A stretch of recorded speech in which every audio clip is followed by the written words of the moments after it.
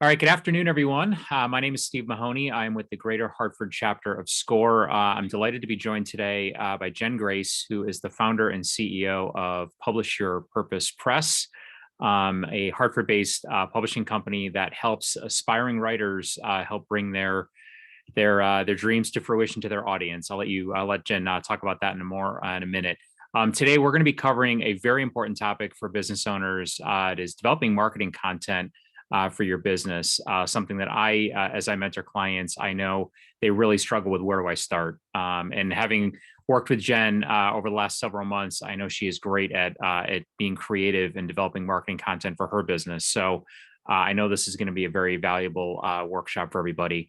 Before we jump in, just a couple minutes, just a few items about SCORE. In case you don't know, we are a nationwide organization made up of about 10. Whole mission every day is to come to work and help small business owners. We provide mentoring services, workshops, and webinars like this one, and we have a host of resources on our website. You can learn more about us at score.org, where you can sign up for mentoring services. And regardless of what you're looking for in terms of help, we have mentors from all walks of life, all areas of specialty, whether it's marketing, finance, legal, operations, tax. More than likely, we could find someone to help you. And the best part about SCORE services is that they are free. So you can learn more about us at score.org. And a few logistic items before we jump in. This session is being recorded, and we've muted everybody's phone lines to prevent any background noise, but we are interested from hearing from you. So if you have any questions or comments, please enter them in the chat box, or you can click on the raise hand icon at the bottom of the page, and I will monitor that. And we'll jump in when need to. So Jenn, I'm going to turn it over to you. All right, I'm going to share my screen. If you can confirm that you can see it, that would be fantastic. Yes, we can. All right, awesome. So as Steve just mentioned, I like presentations to be interactive. So do not, slow yourself down. If you have a question, feel free to throw it in the chat. I will answer things kind of organically as they arrive. Sometimes Steve might chime in and bring it up to my attention, and then there'll be time at the end for Q&A. So we have a pretty packed conversation here, and I also have one of my feline co-pilots is on my desk at the moment, so you may see fur in between here or there, but I think we're all operating we're all human, so you can welcome. Her name is Peaches. Okay, so I have 3 takeaways. And Steve, can you just confirm that it advanced to the next slide? Yes, it did. Thank you. Sometimes technology is a little funky. I have 3 takeaways for our conversation today, and I'll get into just a little bit about kind of like the frame of mind where I'm coming from with this.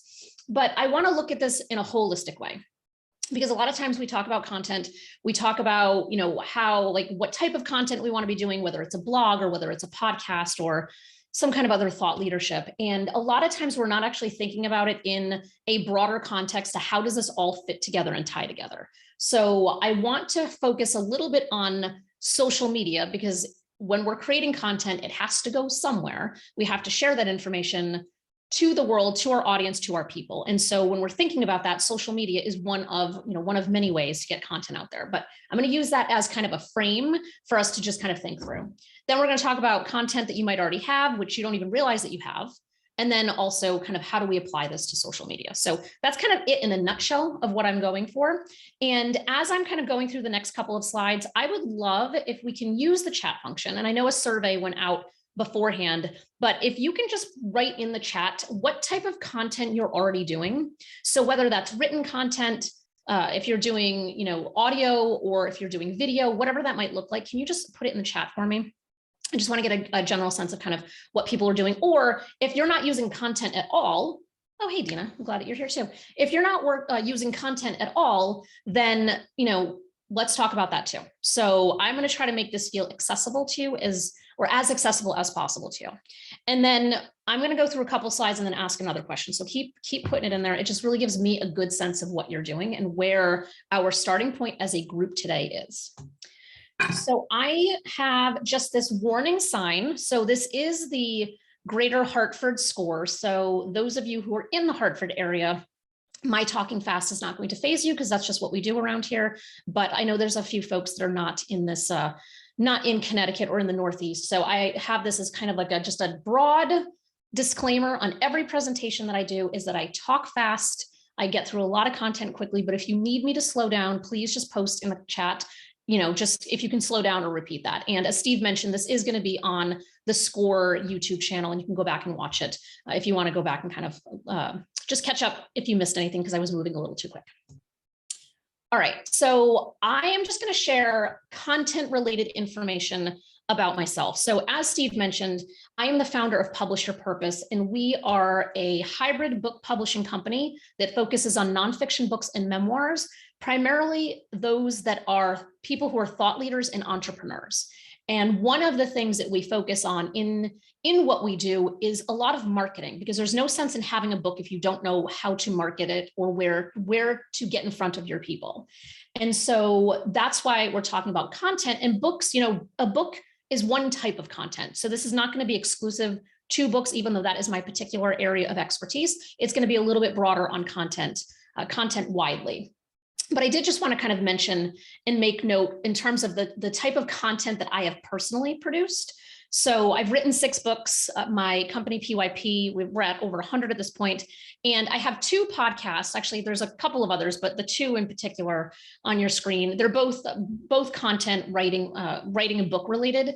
But I also have another podcast from, a decade ago. So I've been blogging and podcasting since 2012. So it's now an official decade that I have been doing this. And then I have a couple of Facebook groups that I manage that have well over 1,000 people in one and 700 in the other. So I share this not as a bragging point, but just to kind of share the amount of content that I have been producing over the last decade, and the fact that the information that you will hear about as we're kind of going through is a combination of things that I have personally done, but then also things that I have helped authors do. So I think we've served about 300 authors at this point, or pretty close to it. And so I have a lot of different kind of aggregated data from just different directions of different ways that people are doing things.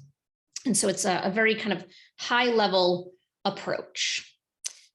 So the other question I want to ask you is, on a scale of, we'll do 1 to 5, on a scale of 1 to 5, as this is content marketing for consultants, on a scale of 1 to 5, how well do you think you are executing marketing for what you do as of right now? Just to, and be honest. If you want to give yourself a 5, by all means, but just a 1 to 5. All right, I see some 3s, 2s, 4s, sort of a little all over the map. Okay. All right, so it's good. It's a mixed bag. I like it because it's nice when you have some people who are really confident in their marketing and other times where people aren't so confident. I think that's great. So thank you for indulging me with my questions. So here's what I want to share. If you take -4, Allison, come on, you are better than that. I know it. But yes, I'm glad. I appreciate your honesty. Something I want to really emphasize here is your story is indeed one of the most powerful tools that you have as a consultant, as a business owner, as a coach, as an entrepreneur, whatever language or descriptor you want to use to describe who you are and how you show up in the world. Your story in particular is by far one of the most powerful tools and one of the most underutilized tools that I see with a lot of folks. And sometimes we think about, if I'm going to share my story, that has to be in the form of a book. No, it doesn't have to be in the form of a book. If it is, great. Having a book as a consultant or a coach absolutely can help in many ways. However, if we're just thinking about content broadly, think about when you have engaged with your target audience. So think about, and if you want to just kind of post even in the chat who you're, who you serve, that would be fantastic. I would love a little more insights as to what types of consultants you might all be. But when we're thinking about how we show up, or thinking about a client engagement, what level of information are you sharing in regards to who you are? And I'm talking all the things of who you are. It could be your, what they say is an origin story of how you got to the place that you are doing the work that you're doing. It could be sharing information about your personal life, which, sometimes people will say like, oh, that's a faux pas. You shouldn't be sharing, personal business with clients. There's a balance to that. 100%, there's a balance. But you want to be able to share your story to further engage more people.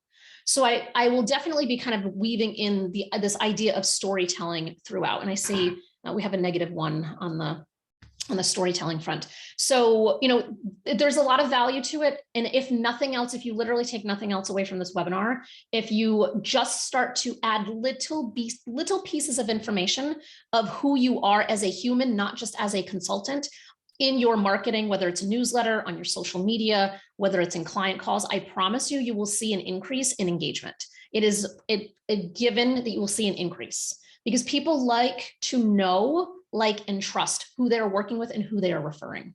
So the know, like, and trust is such an old adage, right? I feel like everybody has heard of that if you're in business, but it's absolutely true. And the ways that we get there are by letting our guard down and showing people who we are. So that's just kind of a little bit of a tangent to start us off. And so these are the three branches, like the three buckets that we're going to kind of cover through. So we're going to talk about, why being active on social media is imperative, especially as a consultant. And, and I'll hopefully break a couple of myths while we're at it, how to repurpose content you already have, and then how to actually apply this. And I say apply it to social media, but we can just say apply it to marketing in a more broad sense. So what I know to be true, and if anyone disagrees, please, by all means, disagree in the chat, is that people want to do business with people and not faceless companies. I have seen this play out over and over and over again. A lot of times it's easier as entrepreneurs for us to just kind of like hide behind our company logo and just kind of like pretend that we're not here. But if we really look at it, especially for those of you who are solopreneurs, so maybe you're a consultant of one, maybe you have a half a person that supports you. In particular, it is not your company name that people are buying, they are buying you. And I think this applies much more to the small consultancy. And so we want to really be thinking about the fact that people want to do business with you and not some faceless situation. So when we're thinking about being on social media, what types of language are you using? Stories are you telling? Pictures of yourself, maybe you put family members in there, whatever it might be. We want to be crafting a larger story of why people should do business with you and what type of transformation they're going to have as a result of working with you. So why be on social media? So this is where in bucket one here. There's a lot of reasons. Oops, I'm getting ahead of myself. There's a lot of reasons. I'm just going to break down a couple of them because every one of these things, like we only have an hour together and I'll go a little bit past the top of the hour for questions. But there's probably 6 dozen different types of reasons for why we should be on social media.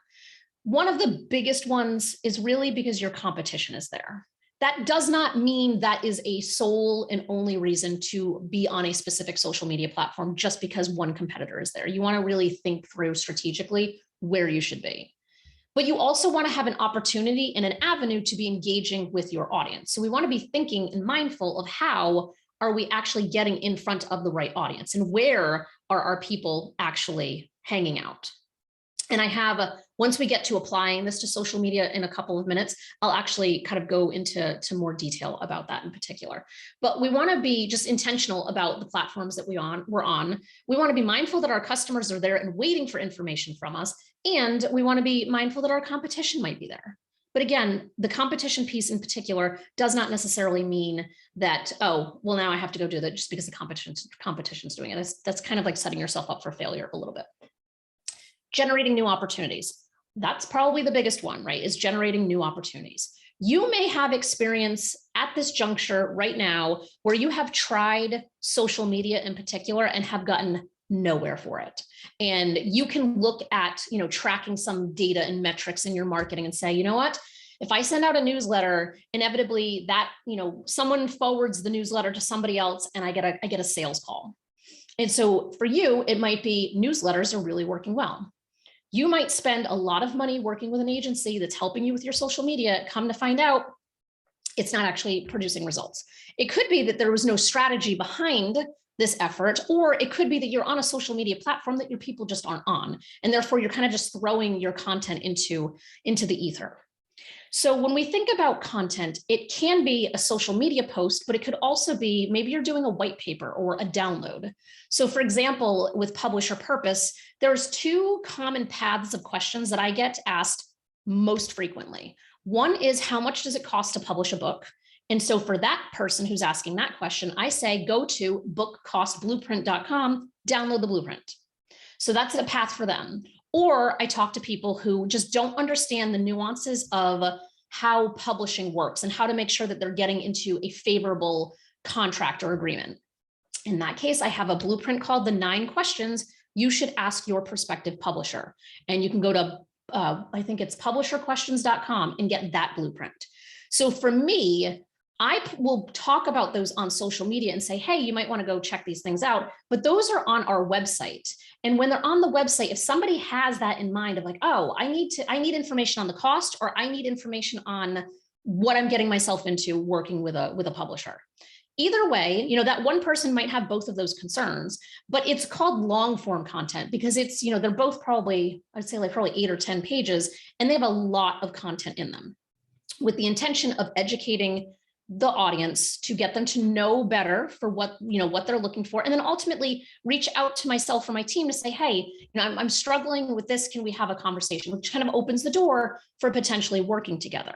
So we want to be thinking about those types of opportunities that we can create something. So when we're thinking about creating content, I would encourage all of you, and if you want to put it in the chat, please, what are the most common things people are currently asking you for? That is probably the content that you should be starting with, is the questions that you get asked day in and day out every single day. I know for me, there's a whole kind of, I can thematically break out just questions that I get from people on a daily basis. And so when that happens, I just kind of put them aside. And then I'm like, all right, once I have enough, then I'm going to create some new content. So just a kind of a thought, if anyone wants to throw in there, what your number one question asked is, please, by all means. So I want to define content marketing for just a minute. I feel like I've already been with examples, but content marketing is just really kind of a strategic approach to creating and distributing valuable content that's relevant to your people, basically. So content marketing really is content that you are using mostly to educate, especially as consultants. Like if you're on TikTok or Instagram and you're, posting pretty things or fun videos, fine. But as consultants, that's probably not the path that you're taking, or maybe you are, depending on what you're consulting around. But when we're thinking about it, we want to be thinking about value, especially as consultants. Value, value, value. So Alison is saying her most often asked question is, what CRM should I get? That would be a brilliant guide. So, I go to her website and I say, if I'm like, oh, what CRM should I get? And then it's like all, the heavens open, and here's this button that's like, want to know what CRM you should get? Click here to download my blueprint. And then you download it, and then you're solving yourself from having to answer that same question 1,000 times. So when people ask me, what does it take to, what's the cost of a book? I say, I have a guide. when we're off the call, I'll send over the guide. Feel free to ask any questions, but it's really comprehensive. And it saves me a lot of back and forth. So there's like a dual purpose here. You're educating your people, and at the same time, you have this great benefit of having kind of this go-to resource for people to take advantage of and to forward along to other people who might have something similar as well. So I just wanted to kind of give at least a high-level definition from somebody of what we're talking about when we say content marketing. But the way that content comes out, so many different ways. So we have, long-form articles and blog posts and social media posts, case studies, memes. That's all written content. There's so many different things you can do. Video, it could be promotional video. If you're doing some kind of talk show style thing, if you're interviewing people, if you're doing a webinar, like right now for me, what I'm doing with all of you is content marketing, right? So I've worked with Score Hartford, I've worked with Sarah and Steve, amazing people. And so them saying, hey, do you want to come do this for our people? I'm like, yeah, of course I want to do this for your people. Because for me, it's an opportunity for me to get my content out to you. So it's just a great example. And there's always organizations and people who are looking for good content to be provided by somebody. And so in this case, it just happens to be a webinar format. And then for audio, there's things like podcasts, meditations, could be an audiobook, could be truly anything. So what's beautiful about this is that you can pick the type of content that you yourself want to focus on, because ultimately, and this happens a lot with authors that I work with, is that we have broad-based strategies that kind of, you can put any topic, any author, any person, any company in them, and they all work well. But when we think about specifics and get down to the nitty-gritty, I could come up with a strategy that's like, listen, I feel like, based on the research that we've done, we can clearly see that your audience of people are podcast listeners, which would be fantastic and wonderful. So if they're podcast listeners, your marketing strategy might be great to be on other people's podcasts. So you're getting in front of them, you're meeting them where they are. But if you are not comfortable being on a podcast, then that's probably not going to be a strategy that's going to work for you. It's going to set you up to fail from the start. So knowing what social media channels to be on or what content distribution channels to be on really, really matters, and what types. So I work with a lot of authors that do not like video. They just flat out do not like it. They might show up great on camera, but they don't like doing it. So we are not going to advise a strategy for helping someone market their book by saying you need to go be on these 6 different, morning shows or talk shows or, whatever webinar, if they don't like being on video, because it's going to emotionally drain them. It's going to zap all of their energy, and that time can be suited doing other things. They might say, I don't want to do video, but I love to be on podcasts. I love to do audio. Great. Switch the strategy so you're focused on the things that you like doing. Same thing with writing. It could just be that you like writing and you prefer to not have the video or the audio component, and that's okay too. The benefit of having video and audio is that you get a more 3-dimensional view of who somebody is. And when it comes to making a sale, that's important because we want to be building that trust with people, and we can do it better when we're hearing them or seeing them. But, I publish books, so clearly written text is our jam. But, if there's ways that you can kind of move out of your comfort zone, that can be a very powerful, powerful thing. So at this point, how many people have content that they're already working with? I know I had asked before of, like if it's written, audio, video, whatever it is, but how many of you have content that you're actually working with? And do you have some rhythm that you are creating content? Because I'm going to share some ideas as we get through. So this is going to be, I'm setting the stage, and then there's going to be a lot of tactics. And we're actually going to talk tactics in a couple of seconds. So feel free to throw it in the chat. I'm going to keep moving. Barb is saying consistently create content at regular intervals, starting to work on content. I have disorganized content. Oh, good, Daryl. Your disorganized content is going to be great because I'm going to talk about organizing it right now. A series of white papers. We're working on video interpretations. Write in content for other social media threads to align. Yeah, perfect. Regular most of the time. Perfect. Okay, so we're in bucket 2 here of creating a new and repurposing existing content. I am going to encourage you to do both of these exercises. You don't have to do them right now because it's going to take you a little bit of time. But we're going to talk about creating a content inventory and then a marketing inventory. And I do have this link should still work. We are in the middle of a rebrand. Our current website, it's not bad, but the new one is going to be gorgeous and amazing. And I'm not 100% this link works. If it doesn't, I will make sure that we provide updated links. But basically, what this exercise is, and I just have a very simple spreadsheet to kind of show you how to walk through this, is we're making a list. And this is a pain, like this is a complete pain. I'm not going to lie.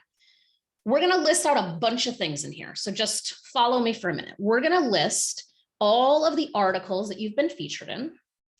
We're going to list out any blog posts that you've been featured in or quoted in. You're going to look at your website to see if there's any content you created for your website that you can reuse somewhere else. Almost all websites have some about section. Some of us have really robust about areas. Some have a simple sentence or two. Wherever you fall, it is okay. Just grab that content, put it in a document. We're going to look at your blog. So if you have you been doing regular blogs, grab all of that content as well. Same thing with like training materials. So do you have internal kind of training materials that you're using with your clients that on the surface, they wouldn't necessarily have access to unless they're working with you? Is there some way that you can repurpose something like that to be doing, to be posting it on social media, in a newsletter, creating a video out of it, whatever it might be? Newsletters are gold mines for past content. Sometimes they're very outdated by the time you go back and look at them, but you can definitely find some content there. Reusing podcast interviews. These are also gold mines. I personally find it challenging. I'm on podcast, usually it's probably averaging like 1 a week, seems to be the average lately. And they will send you the audio file. A lot of times they'll send you the transcript, the host will. You get the transcript, and you can be paying attention to things that you're saying where you're like, oh, that was gold. Like that's such a good thing. And what you can do is you can actually pull out just the audio of that if it was on just an audio podcast, or pull out the video if it were on a video podcast, and promote that to your network of people, whether that's on social media, whether that's in a newsletter, wherever it might be. Because you've already created the content. It's about how do we keep using it and maximize it. So if there's any videos that you've created, grab those too. And then this is the last one that most people never think of. That's looking through your emails to see if there's any information that you can use in what you're doing. When I was creating the 9 questions you should ask your prospective publisher guide, I actually went through my emails when I was having contract conversations with authors that we're working with, because there's always a specific, which is why there's 9, a specific set of questions that come up every single time. And so when I was looking through those emails, I found the commonalities, I found the way to piece it together. And now I have this great guide that I can send to them in advance. And so you could be doing the same thing. Again, just kind of looking at, what are people always asking me about, or what process might I have, or what framework might I have that I can just repackage and share in a slightly different way. So if you're, doing some kind of consulting work with a company, and say you have 6 steps to your framework, you could create a blog post that is, my 6-step framework to insert whatever your consulting is here. And then you can share, like, if you want to know, all 6 of these steps, you have to, schedule a call with me. Let's have a conversation about it. But what I want to do is I want to introduce you to my framework. And you can just do a super high level of like what those 6 steps are without giving them any additional detail. Because what that's doing is it's teasing out your content. It's teasing out your unique approach for how you work with people. And then the goal is to bring them in to your marketing funnel, if you want to call it that. And then you have an opportunity to talk to them and potentially sell them on your consulting services. So this is a pain of a process.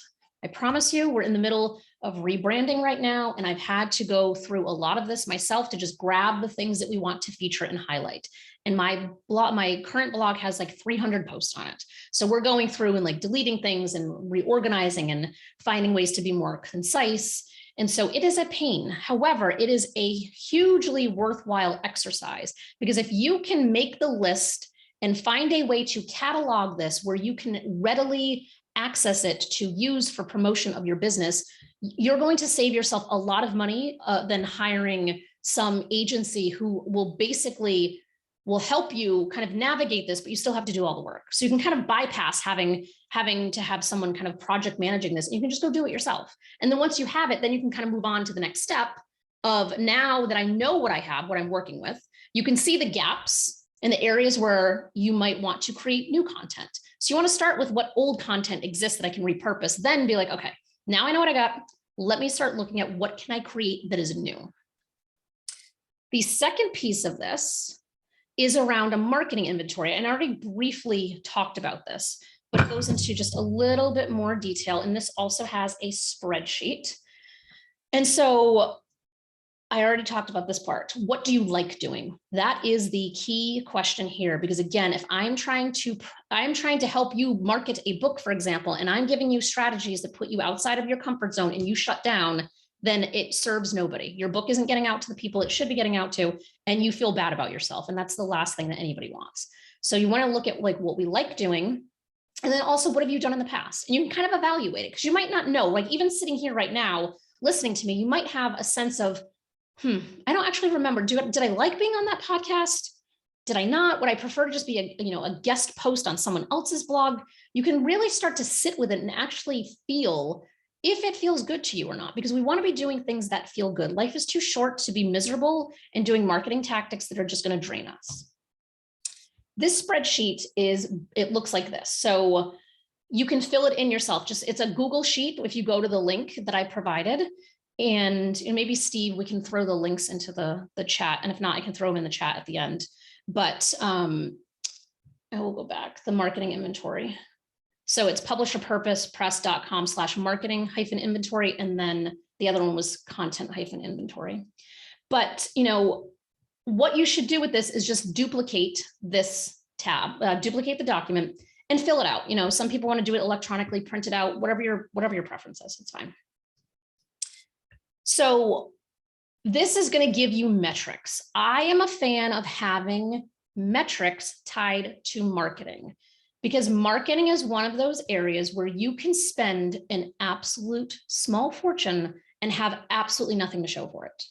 And a lot of times it's because of a lack of metrics. You don't know where you were starting and you don't know where you're going. And if you don't have those data points, it's really hard to track what's working and what's not working.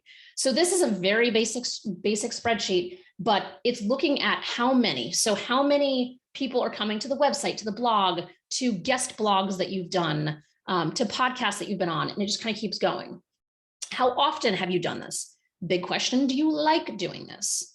And what do you like about it? And what do you dislike about it? So it gives you just a really kind of holistic inventory of what's going to work and what's not going to work, because you will absolutely see patterns, because the spreadsheet is a little bit, there's a number of rows and it goes into all the things. And then there's blank rows at the bottom. So you can put content in places that are relevant for you in your industry in particular. So these are a lot of kind of broad-based ones, but, newsletter, email, podcasting, social media, got some others, print collateral. So are you doing ads and program books for, local charitable events or nonprofits, or are you sponsoring a golf tournament, whatever it might look like, track it, because then you can see, was this worth my time to do? Did I like doing it? And will I do it again? Okay, so that is, let me see if I can just put the link. Oh, there we go. Perfect. Thank you. I got it, Jen. Perfect. I love it. Okay, good. So this is a little bit, it doesn't have to be super complicated here with the repurposing of content, but this is a very, very, very basic way to look at this. It is, if you have a blog post, how can we turn it into video or audio? Or if we have video, how can we turn it into a blog or to audio? Or if we have the audio, how do we turn it into a blog or video? So very, very basic, because we only have an hour here. This could be like literally like a year-long masterclass in terms of how to do all of these things. But from a high level standpoint, we want to repurpose content that we already have. And we talked about this a little bit already.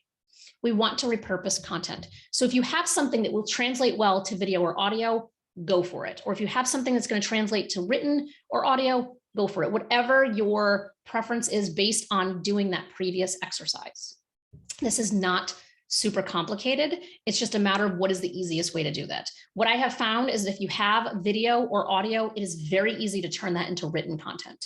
Very, very easy. You just get it transcribed and then you work out, make sure that it looks good, that it reads well, edit it, and then you can post it. Because ultimately, and this is good information to get from your target audience, is what type of consumer are they? Do they read blogs? Do they listen to podcasts? Do they watch videos? When you can know where the majority of your people are hanging out and how they want to consume that information, you can put a strategy in place that helps you do exactly that. And everybody is a little bit different. Like for me, I'm an audio person. I prefer to listen to things all day long. But for someone else, it might be that you're a video person. Or for a lot of people, they don't want video or audio. They're overwhelmed by all of it and they just want to read. But then even when we're thinking about the written content, reading, like, is it long form content where it's a white paper and it's 12 pages, or is it a short 300-word blog post?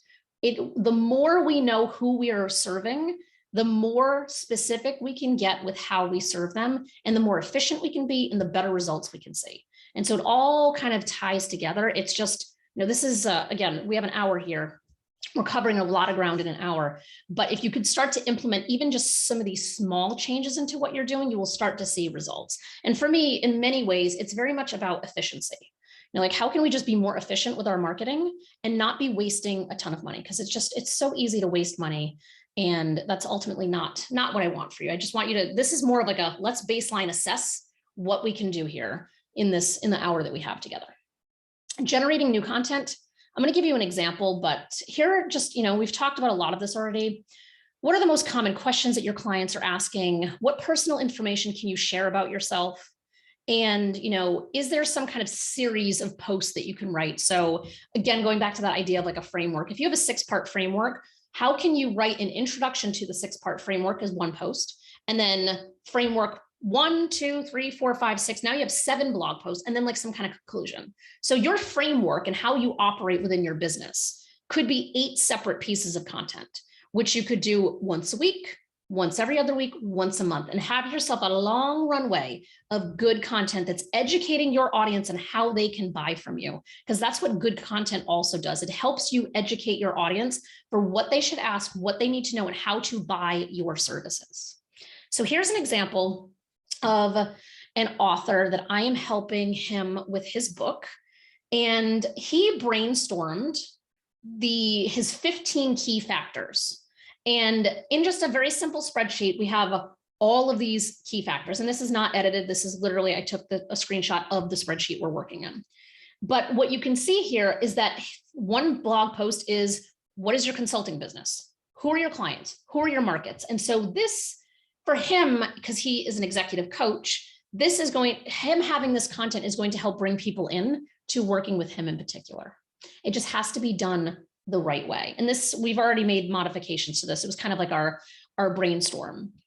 But what can you do that provides some steps? There's something about numbers. So I have written 4 nonfiction books. One of them, I wrote all of the blog posts for like 2 years. And then I was like, I actually think these blogs could be a book. And so I turned those blog posts into a book. Then when I wrote my second book, I was like, you know what, I'm going to do it a different way. And I did it like this way with the spreadsheet, where I was like, okay, if I'm going to write this book, I'm going to drip out the content over the next year, and then I will package it into a book at the end. And that's exactly what I did. And so it was much more cohesive when I had an outline and then wrote it and turned it into a book, rather than having the content, creating an outline, and then kind of adapting that content. Either way works, obviously. And I've done it both ways. But here's just a way to think about, like, again, what are those common questions? What can you share? How can we package this in a series? Because what I know from a book publishing standpoint, and this applies to blogs as well, is things with numbers resonate with people more. 15 key factors, 6 steps to this, 9 mistakes of that, 9 questions to ask, whatever the number is. There's something about numbers. People like numbers because we are able to kind of sequentially check the boxes, like, okay, I followed step 1. Now I'm in step 2. Now I'm in step 3. There's something about it. And books, in our experience, books that have numbers in the subtitles tend to sell better than those that don't. There's psychology around this. And so that can be applied to blog posts as well. All right, I'm open for questions. We still have more content to go, but if you have questions, feel free to throw them in and I will get them. This is a whole big chunk area too. So this is about applying this to social media. So again, social media is kind of the bigger umbrella. We can swap out other types of marketing as well. It's not just social media, but I will continue to say we have to have a strategy to do this. We don't want to just start making content and throwing it in different directions. You want to really methodically think about what is going to be the best way to teach what you want to teach to your people so that they can adequately buy from you as a consultant. So we've already talked about this part, so I'm going to skip past this. Picking your platforms. So there are an endless amount of options and they continue to grow. But what we want to get to the bottom of is, where are your clients at? What type of media are they consuming? What social media platforms are they on? Because we do not want our marketing to be all things to all people. That is one of the biggest mistakes that I see, is that, there's a lot of marketing experts, some of them I'm friends with, that will go out and say, you have to be everywhere. You have to be on all of the platforms. TikTok's doing this and Instagram's doing that, and this random thing no one's heard of, but it's up and coming and everybody's going to be on it. All of that is a distraction from your business. It's important. Obviously, this is about marketing and we want to be marketing our businesses, but in a lot of ways, especially social media, it is a complete distraction from the bigger goal of serving your clients and getting more business. So we want to be really, really intentional about what platforms we choose and why. And the best way to figure this out is to ask your clients where they are at and what they're doing, what they're reading, who they're following, all of those things. Because if you hear from If you are like, I hate Facebook, I want nothing to do with Facebook, great, have at it. Like, you know what, we all have issues, right? But then you send out a survey that's a very simple survey to say like, hey, what social media platform are you on the most? And 90% of your clients say that it's Facebook and you're not there, you might want to rethink that. Or you could be investing all of your money on something like Facebook and everyone says that they're not there. That's why we want to have data and metrics so we can actually see what is working and what is not working. Asking our clients is the best thing ever. And I might have my email address in the end of this, but I'll drop it in the chat too. It's for target readers. Hold on. If anyone would like this, as I describe it, feel free to email me and I'll send you the link. It's meant for target readers, but you can swap out the word readers for target audience, target consumer, target customer, target client, whatever you want to call it, where it is a very intense worksheet that has you really think about who your audience is and how and where and when and all the details of how to find them. Because we want to, a lot of times when we think about our target audience, we might be thinking about demographic data. So where they live, what their age is, if they're married or single, those types of details. But the information that's really most valuable from a marketing standpoint in your business is psychographic data. That is the information that shows you how people tick. What is their buying process? Do they have to read a lot of information before they're comfortable in making a purchase? Are they high-level people? Are they details people? Are they, someone who does not care what you've said, but if a friend recommends you to them, they're in, no questions asked. So we want to be thinking about how and what and where our people are and what they're doing. So if you would like that, because I do not have that included in here, I'm realizing I probably should, but I'm happy to, it's another Google document that I'm happy to share the link for. So just send me an email. I'm happy to provide that. So there's so many options. We got to pick our options wisely. And what ultimately we're trying to do, and here's some potential ideas, right? And we've been talking about all of these things. It might be social media. I know for me, we do social media. Don't get me wrong. And we're upping our social media game because right now we've been rebranding for 6 months and it's a lot to say the least. But, social media for us is more of like maintenance mode, right? It's just kind of like, we just need to be there. We need to be active. We need to be visible. So if somebody is looking for us, they need to know that we're there. Our focus is much more on podcasts and blogs. And it's typically me being a guest on other people's podcasts, because what that does is it gets me in front of their audience. But additionally, it also gives me something to share with my audience. So it's a win-win on both sides. And then there's things like PR, if you want to be featured in magazines, speaking engagements, things like that. So there's a lot of places that you can actually really specifically put your energy. But the big thing that we're trying to do is make this one to many. That is really the ultimate goal with all of these things. That is the common thread with all of it, is how do we create one piece of information that can be repurposed or sent into 100 different directions. That is what is going to help you scale and help you not have to worry about all of the headache and hassle of marketing. Because if marketing is not a natural skill set to you, and you are, a consultant that's been in business, whether you're new to business or you've been in business for a few years or even a decade, marketing is one of those things to business owners that I feel like is a weight. It's like the albatross around someone's neck where it's overwhelming. It doesn't feel like it produces results. And a lot of times it's because people are just kind of throwing things in a circle and they're just like, oh, let me try that without any thought behind it or measuring its success. So if we are intentional about it and have a strategy and we're thinking about how do I create one thing that serves a variety of different functions, you can really start to see success build.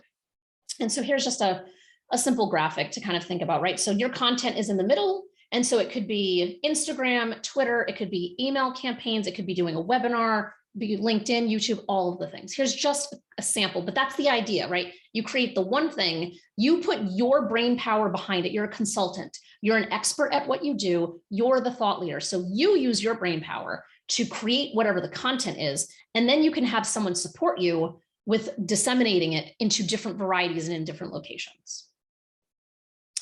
So we're almost wrapping up here. So if we got questions, start putting them in there. Creating a content calendar. I cannot recommend this enough. I think you will realize that strategy is, like I say this 1,000 times a day, is that we need to create a calendar, but if we do it, we have to be strategic about it. So a content calendar is thinking about how do we just schedule or have a plan for a specific period of time from today. Maybe it's the month of February that you're planning a content calendar for. Ideally, you want to do it for an entire year. And so you're able to kind of plug into different opportunities and know exactly what you need to do and when. So it helps you delegate better if you do have a team that's supporting you, or if you're working with an agency or someone who helps with small business marketing.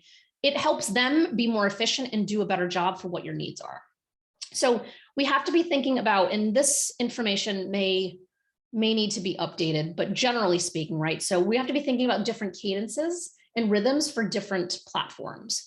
So if we look on here, even just doing like Twitter versus, a blog, you could send 7,000 tweets in a day, but trying to doing anything over 2 on a website in one day would make no sense, because you're not getting the value and the results from it. So we want to be thinking about the frequency of these different platforms. First, you're finding the platform that you want to spend your efforts on, then making sure that you are working within the generally agreed upon best practices of that platform, and looking at things like, what's the best time of day to post? Or is there a better day of the week to be putting this content out? All of this information is publicly available. All you have to do is go into Google and type in, when should I release a blog post, or when should I release a podcast? Find an article that is most current to today and work your way back from there. So I'm sure, some people have, like my podcast, for example, it's called Invisible Stories, Right to Be Seen. And I interview authors about their thought leadership and kind of how they got their books done and things like that. And I do it in seasons. So I do a season in the spring and a season in the fall, and they're 13 episodes each. So I don't have to worry about the intensity of, I need to get a podcast out every single week, or I need to get a podcast out once a month or twice a month. I just know that I do the seasons, and then we release that every week for 13 weeks in a row, and then they're out. Because I don't want the stress of having to produce content 52 weeks a year. So that works for us. Something might work differently for you. There's a lot of automation software that exists. Here's just a couple of them that exist. And they all have varying price points, but there's ways to automate your content going out. So this is specific to social media. So, if you want to just kind of like set it and forget it, you create the content, you create that one piece, you know what you want to do with that one piece and all the other platforms. And then you can absolutely hand this to somebody on your team and ask them to help execute it. Because you could spend, and I know a lot of people who spend like a couple of hours on a Sunday, and they'll schedule all of their social media for the coming week or even the coming month. And then they just kind of like sit back, and then you can focus on engagement, because you can't just post on social media. You have to engage on social media too. So if you have your post kind of automated, then you can spend your efforts actually answering people's questions, liking it, commenting, whatever it might be, when people are actually interacting with you, because you want interaction. And benefits, it saves you time and it keeps content out even if you're not actively doing it. There's a lot of benefits here. So here is one last thing I want to share. And this is the 2021 version. I did not grab the 2022 one yet, but every year this company that's down in the left-hand corner, you can just literally go to Google and type in 2022 content calendar. However, this is all going to be the same. It has the wrong date on it, but it's all the same things. So if you are in a business and you are consulting, say you do healthcare consulting, which I know there's somebody on here who does. And, for Dina, if you are looking at a content calendar, you would be looking for all of the areas where there's some healthcare component to it that would be easy to bring in. And every single month, I'm pretty sure, has some healthcare something on it. So healthcare, you're in great shape. You've got lots of awareness months and days. So you can just type in awareness days. So if we think about, like March 8th is International Women's Day. If you are serving people in some capacity where International Women's Day makes sense to promote, that is easy content for you to create, to just drop it in. Or June is LGBTQ Pride Month. If you have some way that you are working with people in that space, use June to promote that. Or October, Breast Cancer Awareness Month. If that is somehow relevant to what you're doing, you can use that month. And so it's amazing. I just happen to like the visual of this particular one, but there's a lot of information here. And so you could just tap into what other people are already doing. That's instant content. So using Breast Cancer Awareness Month, for example, if that's something that's tied to what you're doing, all you have to do is go to the big players in that space who are already doing the dirty work of creating the new content and sharing what they're creating that you resonate with and that aligns with your values. It doesn't have to be super complicated at all. Here are the links again to the resources that I have shared. I'm going to drop all 3 of them in the chat. Hopefully this works. You are welcome. All those links should work. But the kind of parting thoughts that I want to leave you with as we get into questions, if anyone has any, is consistency is your friend. We want to be consistent with what we're doing. So don't come out of the gate too strong. You want to be really mindful of how you can do something that you can keep up with. I made this mistake myself in 2012. It was November of 2012. I was like, you know what I'm going to do? I'm going to write 2 blog posts a week. I'm going to do marketing on Tuesdays and I'm going to do communications on Fridays. And within like 3 months, I was like, what have I done? Because it would be 11:50 at night. And I'm like, oh my God, everybody, like I have people who are waiting for this. And now if I do not post this on Monday night into Tuesday, I've set my expectations wrong and my people are going to be like, where's your content? So consistency is key. Start with something lower, work your way up to something higher. If you can only do a blog a month, just do a blog a month. Do not be a crazy person like I was and come out of the gate doing 2, because it really stressed me out very quickly. Benefit of it is that I did create a lot of content very quickly, but I could have spared a little bit of sanity in the same vein. And then just be patient. Marketing is a long-term game and you don't always see results quickly. And so you have to just consistently show up and be patient and engage with your people as much as you can. And so those are my kind of final parting words for that. And I think that's everything. And we're at 1:51. I'm impressed with having a few minutes left.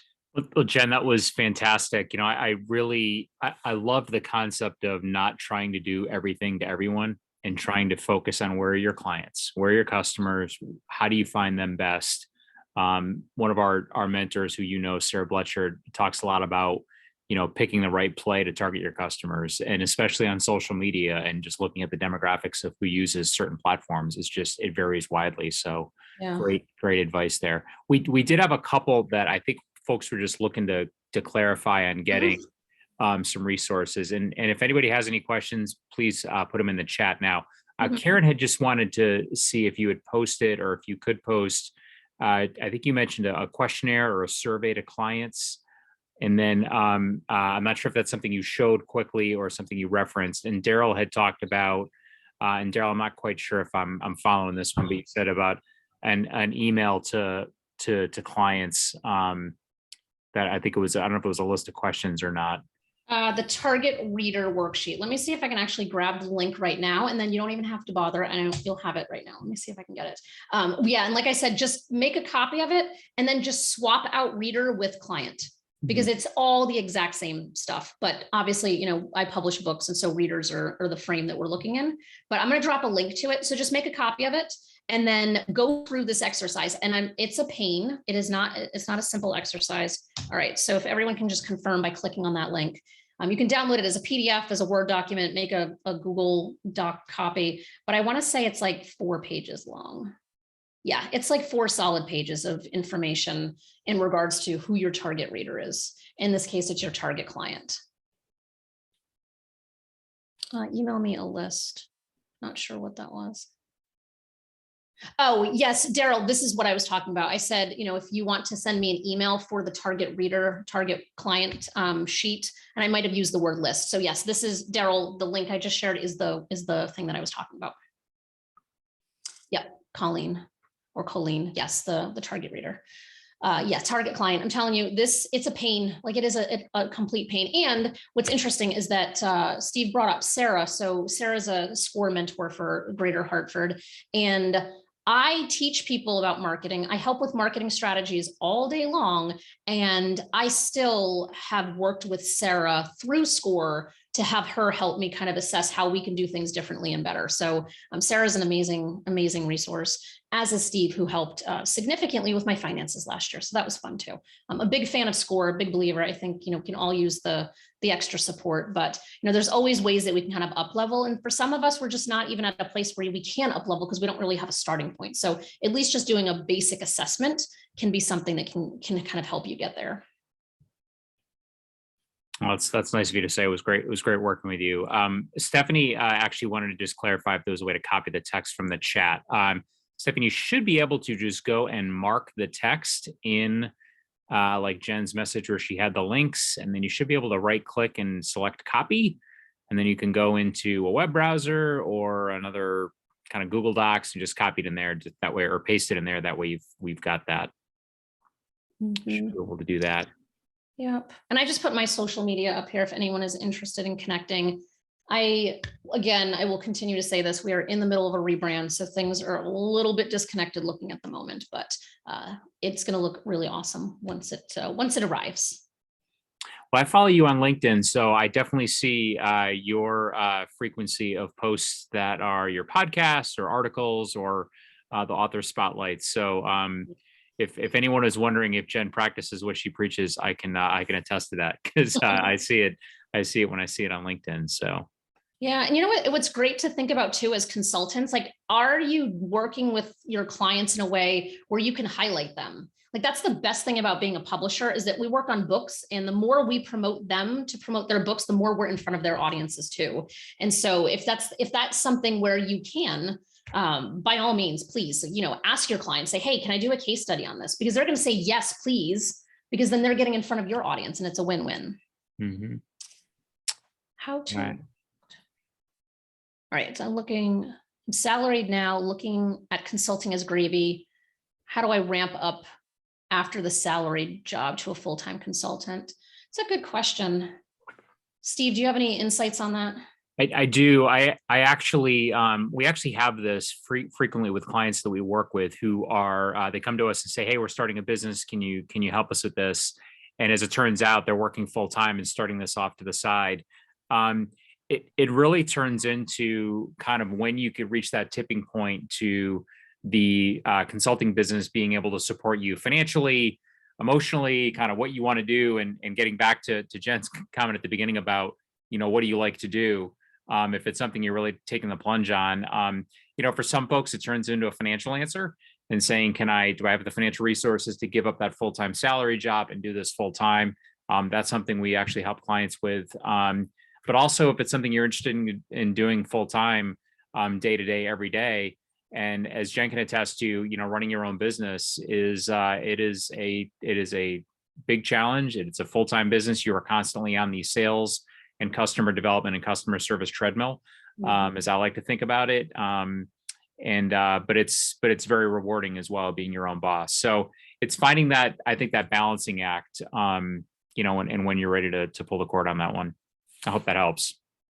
And, something that I'll throw in here too, related to books, is that we have two kind of authors that we work with. We have authors that have been in their respective industry for a long time, and there's just a demand for them to step up as a thought leader and write their book. And so we have a lot of people who are like, all right, finally, enough people asked me, I wrote this thing, I need help publishing it. But we have a lot of people that are more what you're saying, Daryl, where there are people who have some kind of full-time thing that they're doing, but they know that if they come out of the gate with really strong thought leadership, that's going to push them ahead of a lot of competition who's just kind of, sitting there doing whatever that they're doing. So we've had a number of authors who, like one person was in kind of like automotive consulting, a type of business, and was like, I'm burnt out. I've been doing this for a long time. I want to work with people more on kind of like a self-help, personal development type of space. And so she wrote a book around the self-help development type of space. And so when you come to the table and you are an established author and people are looking at you, they're putting you in a completely different bucket, even if you are new to being a full-time consultant. You know what I mean? And so that's something that we have a number of people who just kind of use a book to be that leaping off point. All right. So Stephanie had a question about, looks like she was able to get the link to work and wanted us to know if she wanted support for anything. So you've got Jen's information. If the links you follow take you to documents that are right on her website, so you can go check out her website as well, and some of the resources they have, which, as she said, can apply to multiple industries. And then in terms of SCORE, you can go to score.org. If you were looking for a mentor, there is a box that says find a mentor. You can select on that. You fill out a small form. The advice I give everybody is be as specific as you can in your business description. That way you'll get pointed to the right resources. So for instance, if you say, I need help with marketing, it won't pair you up with me because I'm a finance person. But if you need help managing your cash flow, you might get sent to me. And that just helps us get paired up with the mentors and the clients who have the right skill set. So again, you can go to score.org and check that out. And we'll send you a link to this recording. It'll be on the Greater Hartford SCORE YouTube page. And we have a number of other webinars that we've done over the last 4 or 5 months, including a really good one on marketing. It's called the Marketing Playbook, I believe. Sarah Bletcher did it. Highly recommend that one. There's some great tips in that one. Let's see. Alice Ann has a question, Jen. You see that there? Yeah. So it says, can you speak to using content as a passive income strategy while building consulting or other products? This takes free downloads and builds into income generators. Yes. So, it's really a matter of, so going back to the book cost blueprint and the 9 questions to ask your prospective publisher that I was using as examples before. Again, if you go to bookcostblueprint.com or publisherquestions.com, you can kind of see how they're both structured. I have had so many people tell me that I should be charging for those downloads because there's that much value in them. So it could be that you create something that, online programming is a really good way to use content in a passive income type of way. It's still, I feel like to some degree, there's no such thing as fully passive because you still have to market it, still have to promote it, but you could absolutely create one piece of content that kind of lends itself to others. So, for example, in the book cost blueprint document, I believe there's very clear calls to action in that one. So even though it's free now, and I have no intention of actually charging for it, despite people telling me I should, when you go to it and you kind of you're reading through all of the information that you wanted, and then there's very clear calls to action in there that say, if you want to have a conversation about what a book looks like for you, contact us. And so it's using it as a lead generator. What would be even better to your question, Alice-Ann, would be if that actually lended itself to some type of, I don't know, a 3-part video series that I charge $30 for, that people could see a more interactive version of it. Because again, depending on how people, their learning styles or learning preferences. And I do have online programs, I have a course that I run multiple times a year of how to get a book written. And so that could be, another kind of passive way if it were just packaged a little bit differently. I don't know if I'm actually answering your question, Alice-Ann, but hopefully that's a little bit ways to think about it, but it's just more meaty content. And obviously books can certainly be passive income streams, but it still all requires marketing efforts. That's the bottom line, is that nothing is truly passive unless you have a huge, massive audience. And even then you still have to feed that audience or else they're going to disappear. So, it's tricky, but there's people like Pat Flynn. I don't know if you've looked into him. He has a podcast. I don't know if it's still called what it is, but it used to be called Smart Passive Income. He's got a blog and a podcast, and his entire model is around creating passive income models in business. So you might want to check him out if you don't already know of him. All right, let's see any other questions in the chat.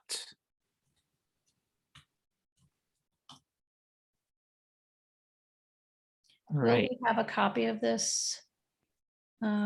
Yes. So it's going to be on the YouTube channel is what you were supposed to. Yeah. Yeah. So we'll get a link out to everybody so you can see that.